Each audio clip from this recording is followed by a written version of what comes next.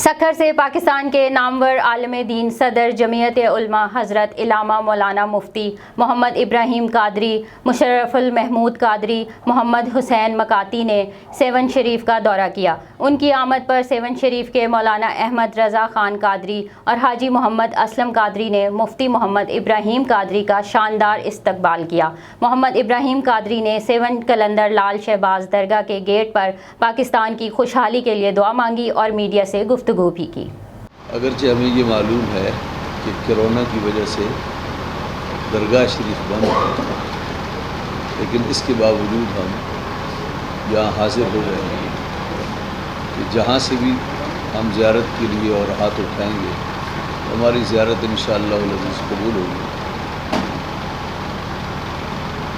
اس وقت پاکستان کے حالات امن و امان کے لحاظ سے، مہنگائی کے لحاظ سے اگرچہ بہت زیادہ مخدوش ہیں، لیکن صوبہ سندھ کی صورتحال بہت ہی ابتر ہے۔ امن و امان کے لحاظ سے، بد انتظامی کے لحاظ سے، ڈاکوؤں کا راج ہے، چوری چکاری ہے، ڈاکوؤں کا راج ہے، اور اس وقت ہمارے سندھ میں شہروں میں اور خاص طور پر باراڑی کے علاقوں میں امن و امان کی صورتحال بہت زیادہ تشویشناک ہے۔ لوگوں کی جان مال عزت کے تحفظ کا معاملہ درپیش ہے۔